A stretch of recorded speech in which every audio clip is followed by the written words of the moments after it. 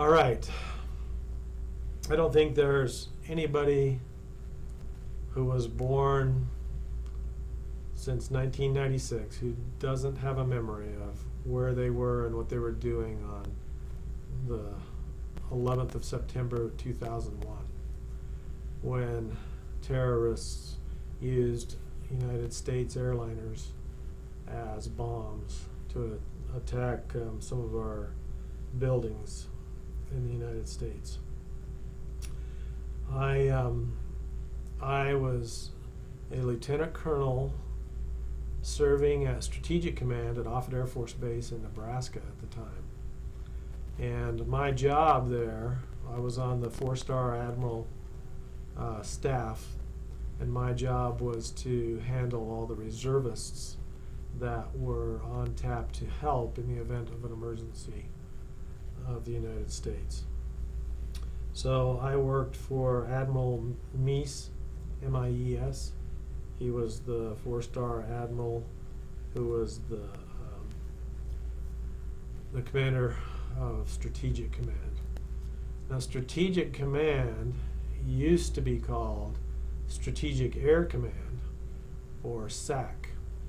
And in fact, when I flew the U-2, I flew under the auspices of SAC. However, don't know exactly what year it took place, but sometime in the early 90s, Strategic Air Command, instead of coming underneath the Air Force, became a joint command. A joint command is a command where you have Army, Navy, and Air Force all working together. And because it became a joint command, they had to drop the word air. And because they dropped the word air, the acronym SAC no longer worked, and so it became STRATCOM. The mission of STRATCOM is to handle and oversee all the nuclear weapons that the United States has at its disposal. So the command center for STRATCOM is an underground reinforced concrete bunker that is meant to be able to survive a direct nuclear strike. And that's where we had our headquarters. The picture behind me shows President Bush, who actually visited this command center on 9/11 later in the day. And I'll tell you more about his visit in a minute. But the picture next to it shows the control center that we had at our disposal. And this is actually an old picture that was from earlier, probably in the 60s, because our monitors on 9/11 itself were full color monitors, much more modernized than what you see there. But if I recall right, we had 10 screens so that 10 different areas could be monitored at the same time by the commander. Well, every year STRATCOM does a exercise that is meant to test its ability to respond to a nuclear strike from an enemy. And that particular exercise is called Global Guardian. And during that exercise, which lasts about 10 days, during that exercise, there is a pretend adversary that starts building up his forces, and we start getting an idea of it, and we start posturing ourselves as to how best to respond. And of course, military might is only one of the instruments of power that a nation can use. The first line of defense is always diplomacy. Then if diplomacy doesn't work, you can go to the economic instrument of power and use things like embargoes and things like that to put economic pressure on a nation. Then you've got information arm, the information arm of instrument of power, where you can deprive them of the ability for command and control of their forces. And then, kind of as a last resort, you can implement the military. But the military is never the first line of defense for what we call a rational actor. And the Soviet Union was a rational actor. That's why this war against terror today is so much harder to manage than the Cold War was. As you know, the Cold War never did go hot because we had two superpowers that were both rational actors. The one actor knew what the other one was going to do under a given circumstance because we both thought basically alike, and we were both rational. We knew that if one attacked the other, that it would create a situation known as mutually assured destruction, or MAD. And neither one of us wanted to provoke the other to the point where we ended up destroying each other. So for our own self-preservation, we acted rationally, and for their own self-preservation, they acted rationally. The world of terrorism today, the global war on terror, is not so simple, because terrorists are what we call irrational actors. We don't know what they're going to do. They don't act in a rational way. They have no regard for the lives of their own people. And so it's so irrational and so distinct from our way of thinking that it makes it very difficult to deal with. Plus the fact that terrorists are all around us. They look like us. They live in the United States. They speak English. They're not so distinct as a global power was with the Soviet Union. And so it makes it a lot harder. But anyway, on this this day of 9/11 in 2001, it just so happened that we were in the midst of our annual exercise called Global Guardian.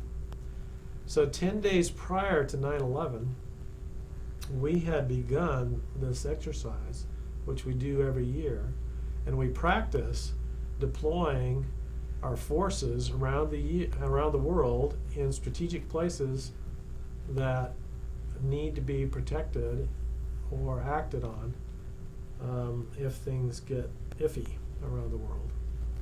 Well, I don't know if bin Laden did this on purpose or not, but he happened to have his strike come on the last day of the 10-day Global Guardian exercise. So anyway, those 10 days are all used for various steps in escalation towards war. And on the 10th day is when the actual simulated attack happens, and we go into retaliation. Well, we were all in exercise mode. So during the exercise, we used the underground bunker, which is shown in the picture there. We used it to drive this exercise. So on the morning of 9/11, I was up in my office in a regular office space, not down in the command center. And my tech sergeant came running in. She had been in the other room and had the morning news on. And she came running in and she says, "Colonel Whicker, come here, you've got to see this on TV." So I ran into the office next door, and while I was watching live TV on NBC, they were showing the smoke from the first airplane that hit the World Trade Center. And I remember saying to her, this tech sergeant, I remember saying to her, "Oh man, that pilot was really weird, because it's a perfectly clear day. He must have had a severe malfunction to hit a building like that, because there's no clouds. How could he hit a building?" And we, at the time, thought it was just a little Cessna or something. Well, while we were sitting there watching it, of course, the cameras from the first strike were already trained on the World Trade Center, And we actually watched the second airliner hit the other tower.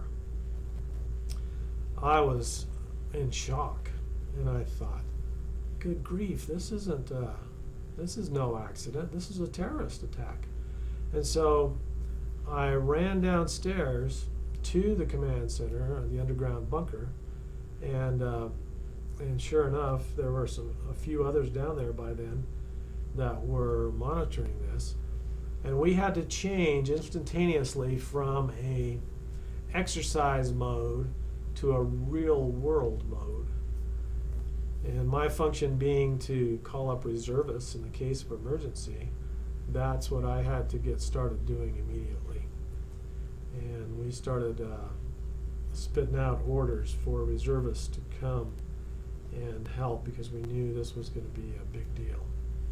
Well, of course, while we were down there contemplating how to react to this real world situation, we terminated the exercise immediately and transitioned to real world. And then, of course, we got the word that the Pentagon had been hit. And I want to say a word about what's called the fog of war right now, because things were happening so fast and there was such a lack of complete detailed information that it was impossible for anyone to have the full picture of what was going on.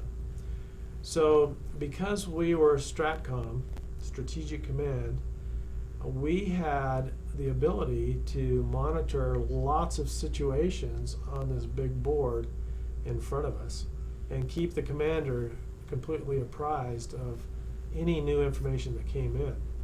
So on one of the boards we had CNN that was showing the burning towers. On another board we had another channel that was showing the burning Pentagon. And then we started getting word about other airplanes that we thought were also intended to hit large buildings in the United States. And this is what I mean by the fog of war.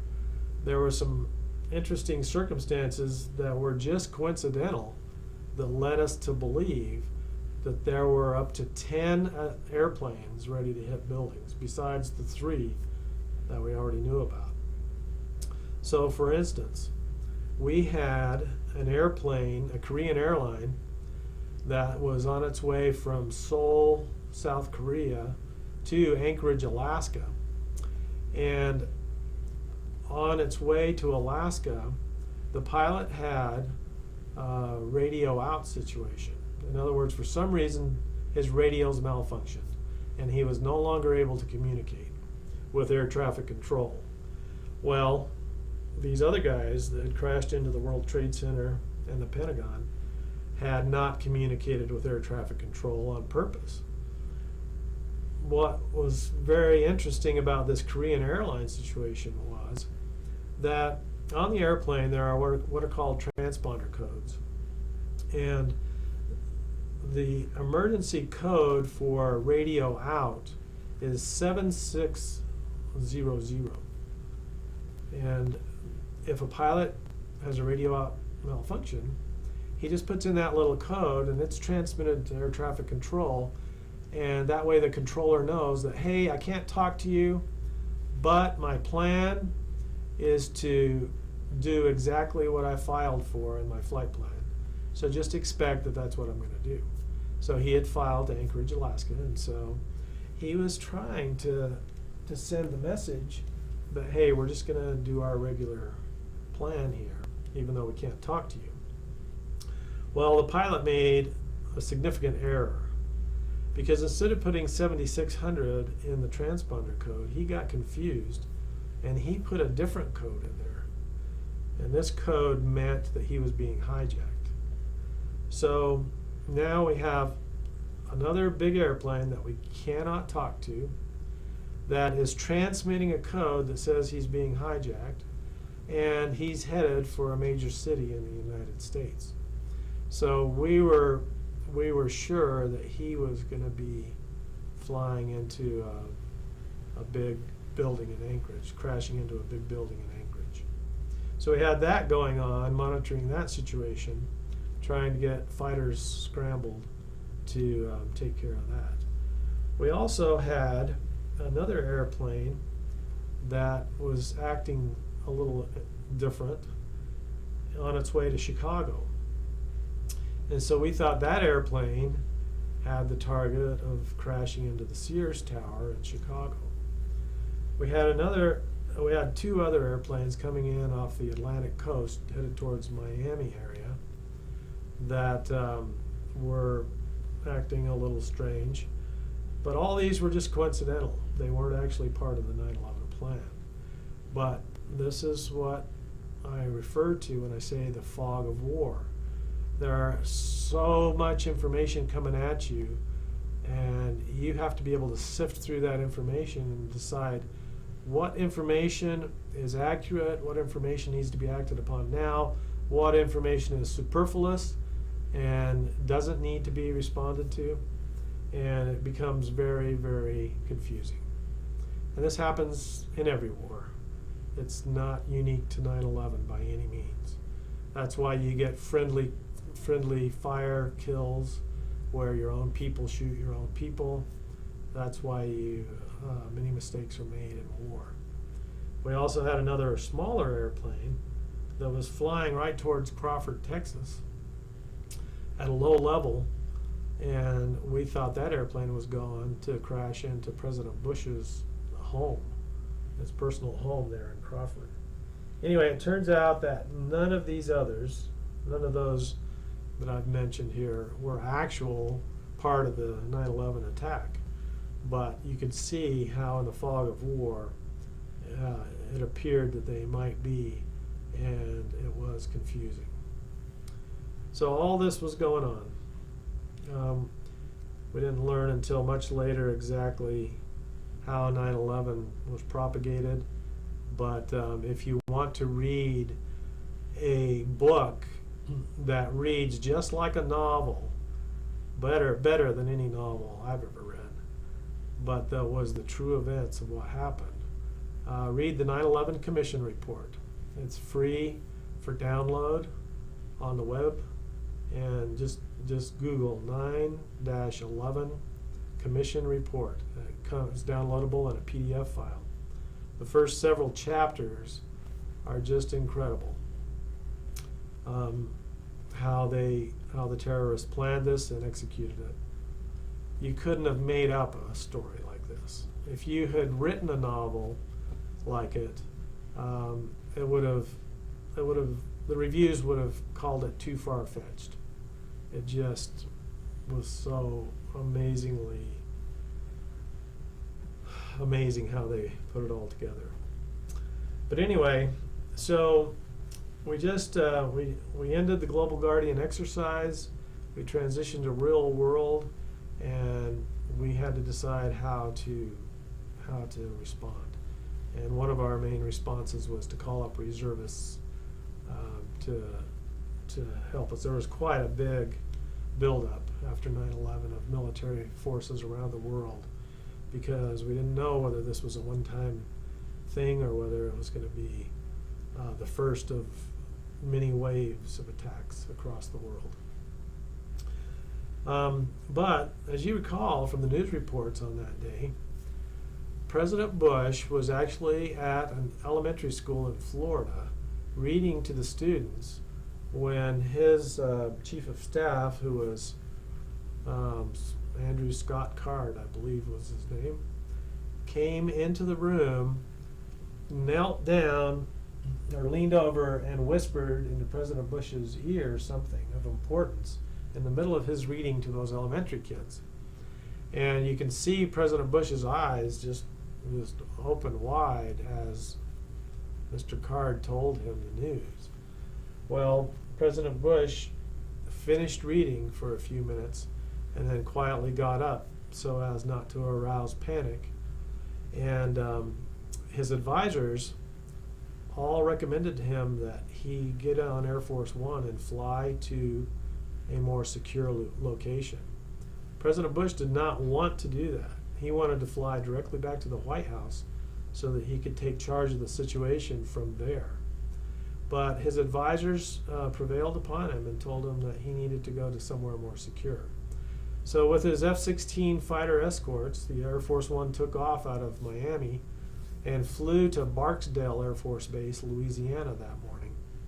Well, when they landed at Barksdale Air Force Base, which is also a strategic command base that has B-52 bombers based there, when he got there, he realized, or they realized, his advisors realized, that they didn't have an underground bunker at Barksdale, and that it wasn't secure enough for the President of the United States during this terrorist attack. So they prevailed again upon President Bush to get it back into Air Force One and fly from Barksdale, Louisiana to Offutt Air Force Base, Nebraska, where I was, which was the headquarters of Strategic Command, with the hardened underground bunker. So they did get on that airplane and they did fly to Stratcom, unbeknownst to us that he was headed our way. Well, if you don't know much about 9/11, you may not realize that shortly after the attacks, the air traffic control system in the United States was shut down. It was an operation called SCATANA, SCATANA, if you want to Google it and look it up. SCATANA's purpose, it was a plan that was on the books that had been written many years before but had never been implemented to clear the skies of the United States instantaneously in case of a need to do so. Well, this was the first time that SCATANA was ever implemented, and all airline traffic, all air traffic, all across the United States was told to land immediately at the nearest base, the nearest airport. And so you had airliners that were on their way from Europe that all landed in Gander, Newfoundland. And you can find pictures on the internet of an aerial view of all these airliners. They filled up all the ramp space, all the taxiways, and all the runway itself with parked airplanes. Now remember, I had been to using Gander quite a bit as a place to pick up Soviet air crews on their way through to the United States under the Constant Shotgun program. And what I found very impressive about this experience at Gander was that the people of Gander were so kind. They suddenly had thousands of guests in their small little town for several days. And the people of Gander all rallied together, and they found places to sleep in people's homes. They found ways to feed these guests that were stranded on their airline flight. And they were just very kind. You can read accounts of how kind these people were to the stranded flyers. Anyway, SCATANA got rid of all the flights. The only people flying within a couple of hours after the attacks were emergency aircraft like Life Flight, that kind of thing, sheriffs, and of course the president was flying with his F-16s, with his F-16 escorts in Air Force One, and the military was flying. But everybody else was not allowed to get off the ground because we didn't know how many other attacks there were going to be. We'd already had, by now, the fourth airplane had crashed in Pennsylvania, and we didn't know how many more there were. So I do have a long, good discussion about the 4 airplanes involved in 9/11 that I give as a class period in my classes. But I think I've videotaped that before, and I'll try and find that. I'm not going to tell that whole story again. But what I wanted to tell you tonight was, so President Bush flew to Strategic Command. I was sitting in this control room that you see right here, up in my seat, and there were, at the time President Bush arrived, there were only, I'd say, a dozen of us in that room, because it was later in the day, and had gone upstairs into their own offices to continue their work. But I was still downstairs trying to activate some reservists. And all of a sudden, down here on the floor, President Bush walks in. And I looked up and I was very, very shocked because we had no idea that President Bush was coming. So the 12 of us just kind of stood up, and President Bush looked up at us, and he stopped and he locked eyes with every one of us as he went across the room. And he said, "Thank you for your service. This is a day that America needs you." And I felt his strength, his leadership. He definitely had charisma, and I was amazed. And I thought to myself at the time, I thought, man, I am glad that he is the president right now, because he is the one to handle this situation. I had learned about President Bush earlier that he knew how to make decisions, and he got all the best information he could and then made a decision and stuck with it. And I knew that that was exactly what was needed at this time of crisis in our nation's history.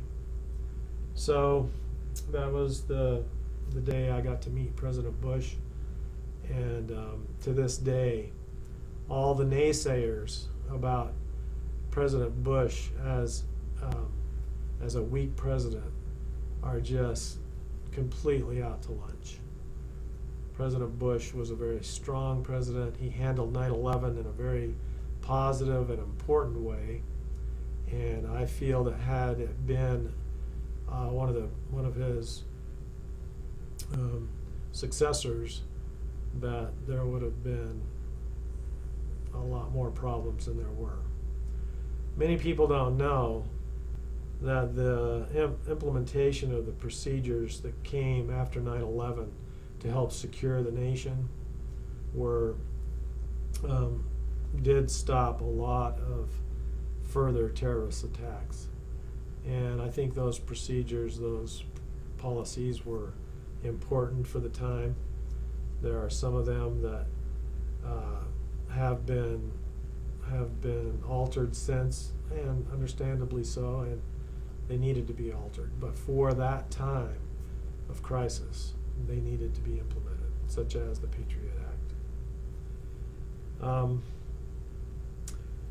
All right, well, the last thing I'll tell you about 9/11 is just that I was at Strategic Command. 9/11 happened in September, of course, of 2001. By November of 2001, I was asked to transfer back to the Pentagon, which is where I came from before Strategic Command, to head up a division, a Pentagon division of Homeland Security. So by January, I was back at the Pentagon. I left the family in Nebraska to finish out the school year, and I went to Virginia and lived in the basement of the Lovers. You might remember Terry and Suzanne Lover. I lived in their basement for 4 months while awaiting for Mom and the girls to move out there, where we bought another house right there in Dale City on Oak Lawn Lane. So my job, I had two main jobs there as the division chief for XOHP was the name of the office. One job was to me and my small group of officers and civilians were the liaison with the 9/11 Commission that was appointed by the President to investigate how we let 9/11 happen. So our job was, anytime the 9/11 commissioners had need of Air Force data, they would come to my office and we would put them on that. And of course, my main guy for that was Andy Huddleston. One of the top guys I've ever worked with. Just a wonderful man. He stayed in the service of the Air Force for many years after that, and only recently retired 2 years ago. But the Air Force, the 9/11 Commission came to us for videotapes of the F-16s and F-15s that scrambled in 9/11. They came to us for eyewitness accounts of a C-130 pilot that was taking off out of Andrews Air Force Base, flying over the D.C. area, and actually watched the airliner hit the Pentagon. Just for curiosity's sake, if this was the Pentagon, there are a couple of unique things about that attack. One was that the Pentagon is such a low-profile building as compared to one of the World Trade Centers that sticks up way in the sky. The Pentagon is so low profile that the pilot, remember, these weren't professional pilots. The terrorists only got enough flight training to be able to fly the airplane. They didn't even know how to land an airplane. They knew how to control it in the air. But the pilot who hit the Pentagon was the only one of the head terrorists that actually had a pilot's license. But he flew the airplane in to hit the Pentagon, but was too high the first time. And so he skimmed above it and then did a pull-up maneuver like this and came back around, and this time came in lower and was able to slide into the side of the Pentagon. Well, we had an Air Force Reserve C-130 pilot who had taken off from Andrews Air Force Base, and he watched that whole process. He watched him miss the first time and pull up and come around and slam into the Pentagon the second time. So if you hear any kind of these big conspiracy theories about how that really wasn't an airplane, that the Air Force, that the government put its own missile into the Pentagon to create a disaster, that's all a bunch of hogwash. We actually interviewed an eyewitness from the air. The other thing about the Pentagon is that the Pentagon had been under renovation. The word Pentagon means five-sided building. So there are 5 sides, and they call them wedges. So the 5 wedges, there are 5 wedges that form the Pentagon. It's 5 sides. It has 5 floors, and it has 5 rings. So the outer ring is the E ring, then you go into the D ring, all the way to the inside is the A ring with a much smaller circumference. And in the center is an open courtyard that's called Ground Zero, because we always assumed that the Soviets had one of their nuclear weapons aimed directly to hit in the center of the Pentagon. Well, anyway, the Pentagon at the time was under renovation, and they were renovating one section or one wedge at a time. And what they were doing was, on the outside, they were putting reinforced concrete, and they were also putting in bulletproof glass, and they were just strengthening the whole building. If you ever read about the history of how the Pentagon was built originally in the late 1940s, I think it was the late 1940s. Anyway, it was built entirely in 11 months. So it was put together very quickly. It's not a fancy building at all. And it needed the renovation, and it needed strengthening. Well, it just so happened that they had just finished reinforcing one wedge of the Pentagon. And they were just starting on the second wedge.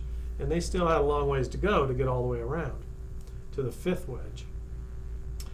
But thankfully, Osama and his planners didn't know this, evidently, because Hani's airplane, Hani was the pilot of this airplane, the terrorist pilot, he aimed and hit the only wedge of the 5 that was completed in its renovation and that had been strengthened and reinforced. And because of that, even though his airplane was going 535 knots or whatever, the airplane only penetrated through the E ring and into a little bit of the D ring. Had he hit any of the other 4 wedges, the airplane had enough energy that it would have gone all the way into the center of the Pentagon and wiped out all 5 rings in that wedge. So we were very lucky that he happened to hit the reinforced side of the Pentagon. All right, well, I'm out of breath today, so I'm going to cut it off. But thanks for listening. Come back again another day. Bye.